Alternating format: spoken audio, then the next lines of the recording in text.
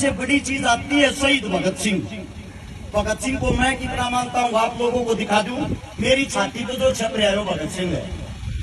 मेरी छाती पे जो छप रहा है वो भगत सिंह है। मेरे लिए मेरी माँ से मेरे बाप से बढ़कर भगत सिंह है, जिसको मैंने पढ़ा है और जिसको पढ़ के मैंने बहुत कुछ सीखा है।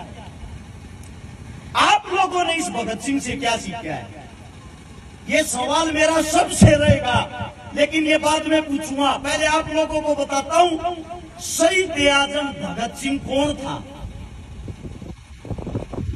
सिर्फ और सिर्फ आप लोगों को उसके जीवन के आखिरी 12 घंटे बताऊंगा। जो उसके जीवन के आखिरी 12 घंटे थे वो उस इंसान ने कैसे बिताए थे। 23 मार्च का दिन था 1931 में, हम गुलाम थे और उस दिन रात को जोरदार आंधी आई थी। जब जोरदार आंधी आई, सवेरा निकला। सवेरा निकलने के बाद ठंडा मौसम था, जो मौसम हाल फिलहाल का है।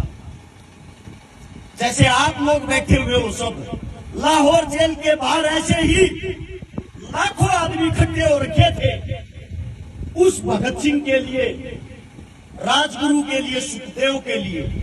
वे तीनों शेर जेल के अंदर, ये लगा लो जहां मैं खड़ा हुआ हूं ये लाहौर की जेल है, और जहां आप लोग बैठे हुए हो आप सब जेल के बाहर हो। अब वो दिन बताता हूं आप लोगों की, रोम रोम कर्राएगा अगर आप बातें सुनोगे। उस दिन जेल का वार्डन शरद सिंह आता है शाम के 4 बजे और सबके गेट बंद करते हुए, सबके दरवाजे बंद करते हुए कहता है जल्दी से सब अंदर हो जाओ, ऊपर से आदेश है।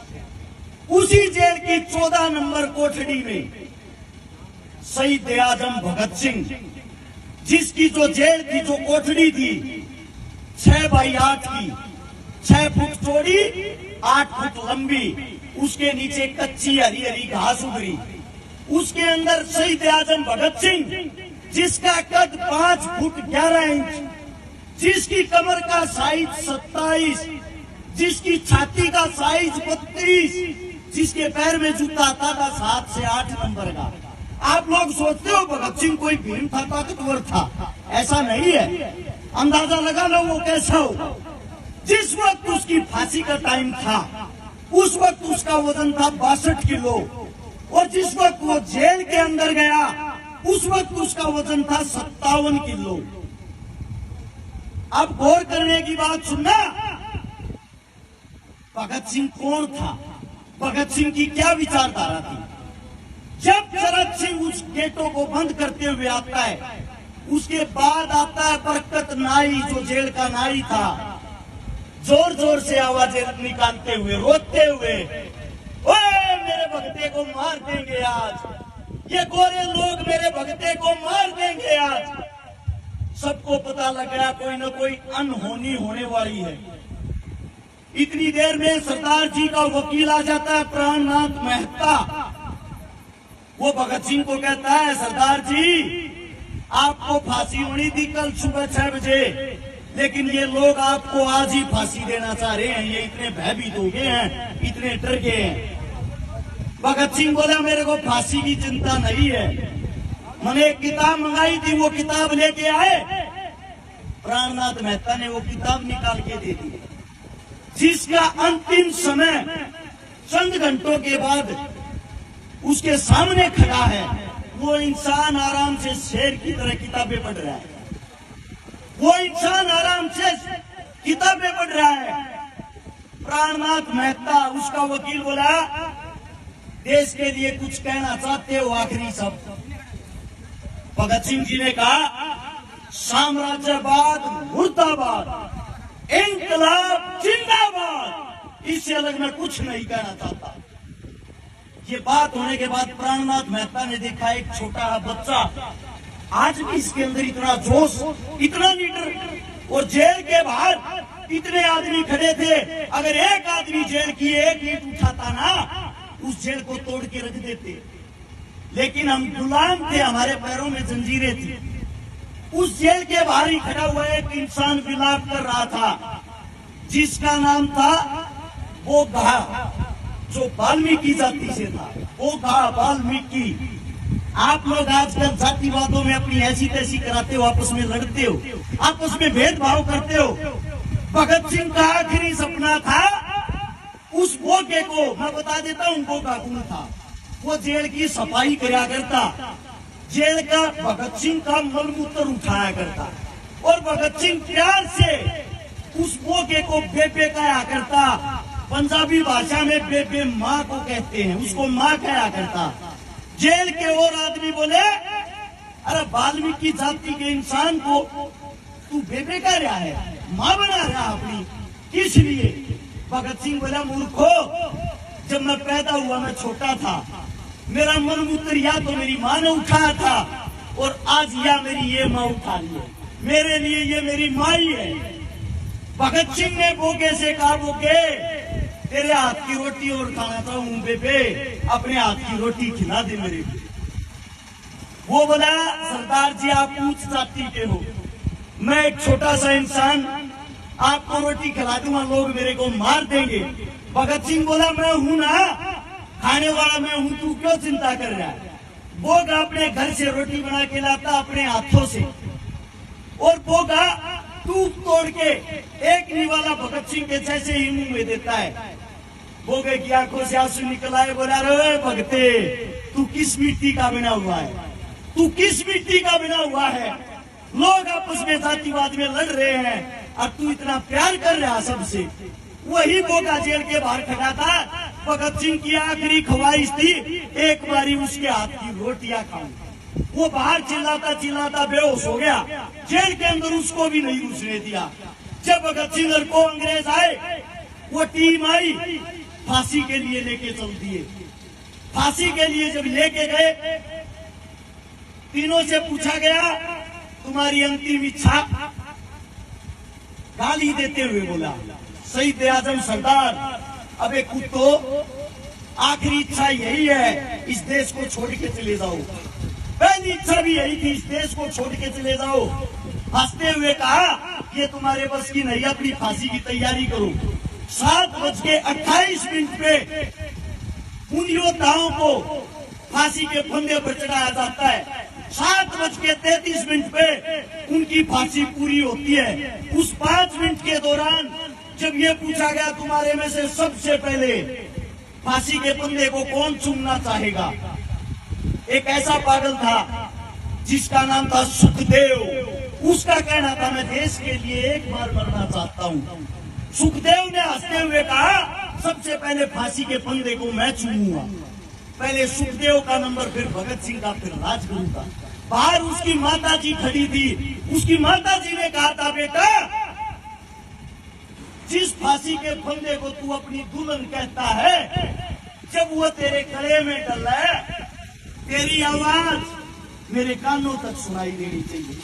ये बताया जाता है उस वक्त भगत सिंह ने इंकलाब जिंदाबाद का नारा इतने जोर से लगाया था, बाहर खड़े 1 लाख आदमियों को साफ सुनाई दिया था।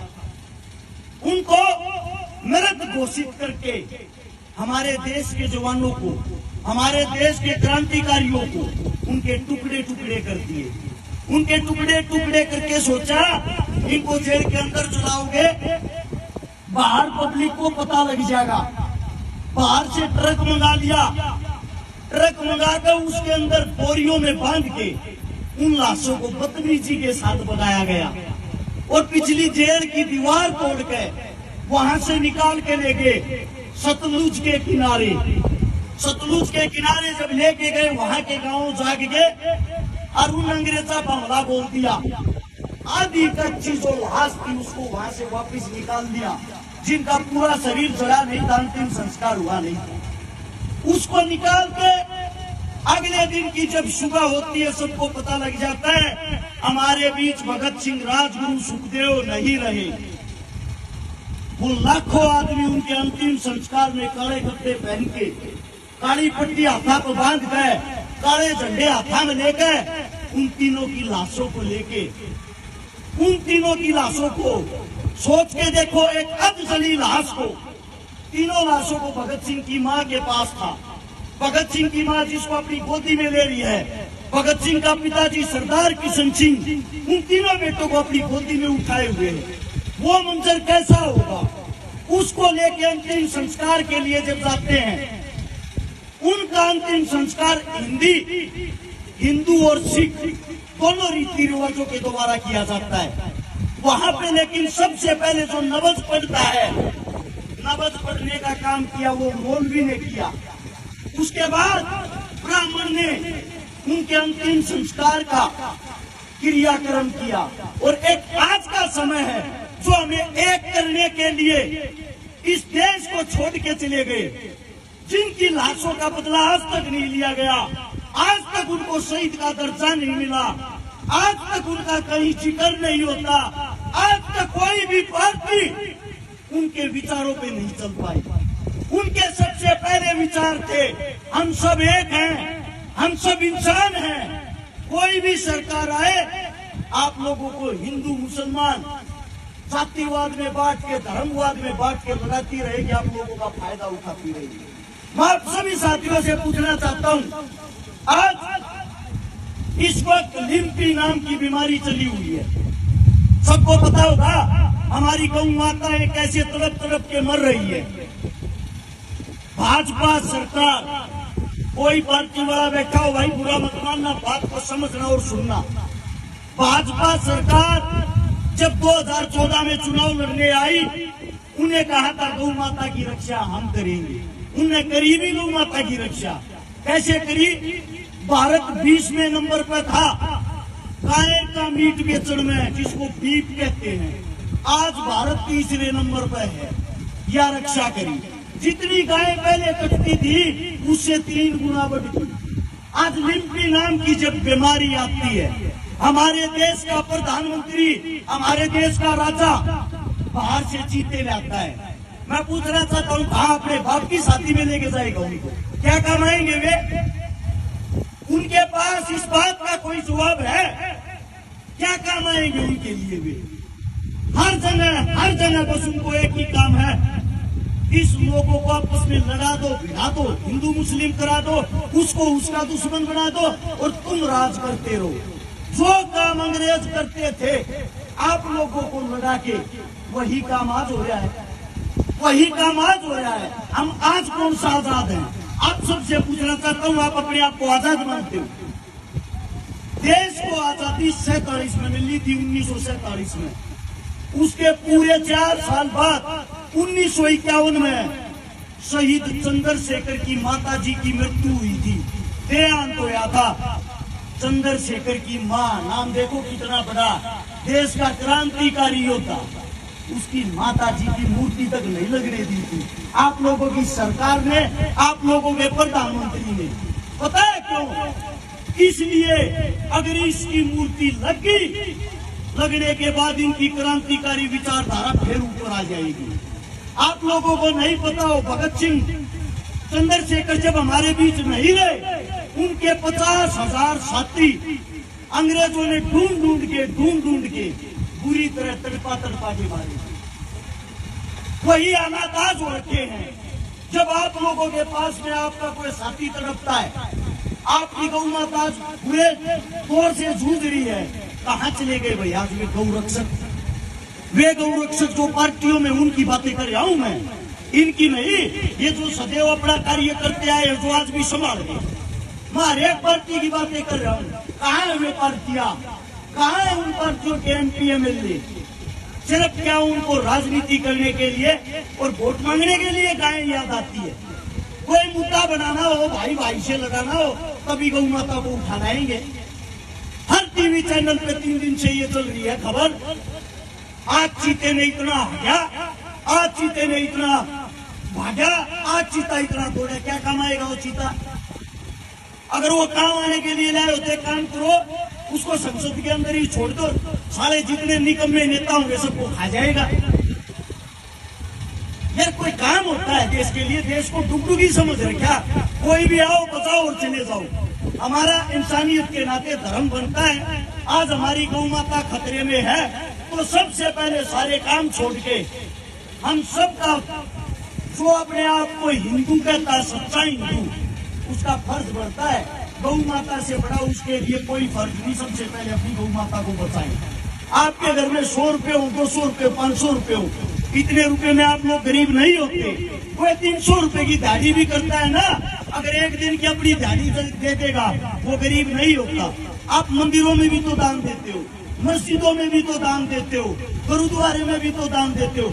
आज हमारी गौ माता दान मांग रही है, हमारा हक बनता है हम उस गौ माता को दान दें। और सबसे पहले भाई कमेटी वालों को एक बात मैं कहना चाहता हूँ, सबसे पहला दान 5100 रुपए का अपनी जेब से मैं दे रहा हूँ। कोई भी आके स्वीकार कर ले, मेरे मुख से कोई गलत बात नहीं मिली हो उसके लिए मैं माफी चाहता हूँ।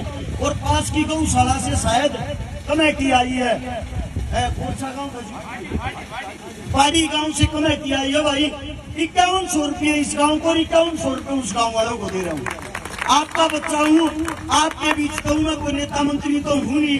जैसा मेरा जुगाड़ है वैसे आपके चरणों में ये अरदास है, इसको आप प्राप्त करें। और मेरे मुंह से कोई गलत शब्द, कोई गलत बात निकल गई हो, अपना बच्चा, अपना भाई, अपना बेटा समझ के माफ कर दे। अगर मेरी बात आप लोगों को अच्छी लगी हो तो एक बारी नारा लगाएंगे इंकलाब का और गौ माता का। तैयार हो? बोलो